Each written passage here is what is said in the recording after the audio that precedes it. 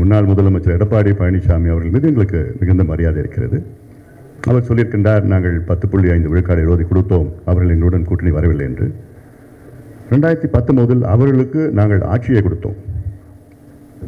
நாங்கள் இல்லை என்றால் அவரால் ஆட்சியை தொடர்ந்து நடத்த முடியாத ஒரு சூழல் இருந்திருக்கிறது.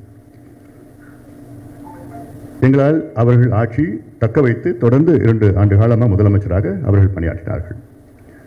அதன் பிறகு இந்த 2 ஆண்டு காலத்திலே பல முறை அவர்களை வலியுறுத்தி சாதிவாரி மக்கள் தொகை கணக்கெடுப்பு நடத்துங்கள், வன்னியர்களுக்கு இடஒதுக்கீடு கொடுங்கள் என்று பல முறை வலியுறுத்தி அத்தனையோ முறை மருத்துவரை அவர்கள் நேரடியாக பார்த்தார்கள். நானும் நேரடியாக பார்த்தேன். போராட்டம் நடத்தணும், ஆர்ப்பாட்டம் நடத்தணும், எல்லாம் நடத்தணும். ஆனால் எவ்வளோ நடத்தியும் தேர்தலுக்கு முன்பு வரை அதை இழுத்து இழுத்து இழுத்து தேர்தல் கடைசி நாள் தேர்தல் ஆணையம் 4 மணிக்கு பேட்டி கொடுக்குறான்னு சொல்கிறாங்க, ஊடக சந்திப்புன்னு சொல்கிறேன், ப்ரெஸ் மீட் சொல்கிறேன். 4 மணிக்கு 1 மணிக்கு நிறைவேற்றுறாங்க. அது உள்ள நடந்ததெல்லாம் என்னால் வெளியில் சொல்ல முடியல.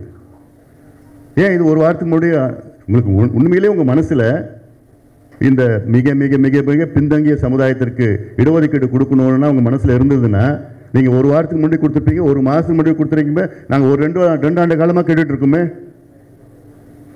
அப்போ நீங்கள் இதை வச்சு தான் நீங்கள் தேர்தலில் கூட்டணி வந்தால் நாங்கள் கொடுப்போம்,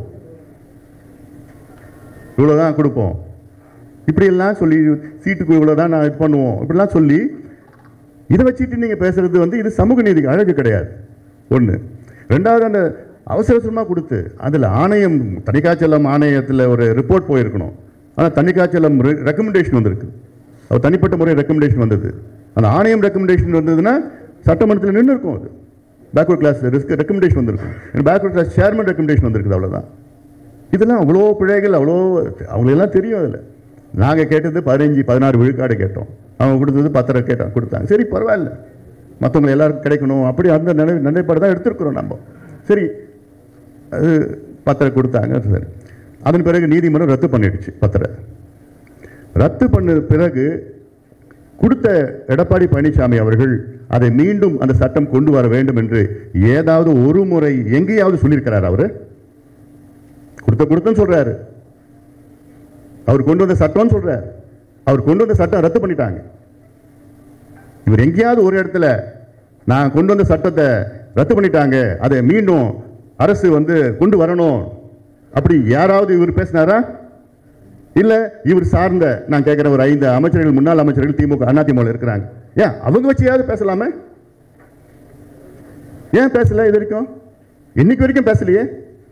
இன்னைக்கு பேசுறது தைரியம் இருக்கா அவருக்கு? இந்த சட்டம் வரணும்னு தைரியம் இருக்கா அவருக்கு?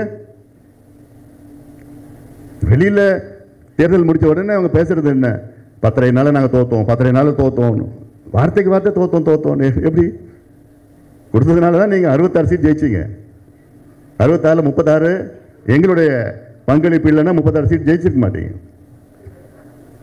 நாங்கள் 4 சட்டமன்ற தொகுதியில் நாங்கள் வெற்றி பெற்றோம், அதுவும் அவங்களோட ஆதரவால் வெற்றி பெற்றோம். ஆனால் நாங்கள் 15 ஜெயிச்சிருக்கணும், ஒரு 5 தான் ஜெயிச்சிருக்கிறோம். கன்வெர்ட்டிபிலிட்டி வரல, கன்வெர்ட்டிபிலிட்டி வரல.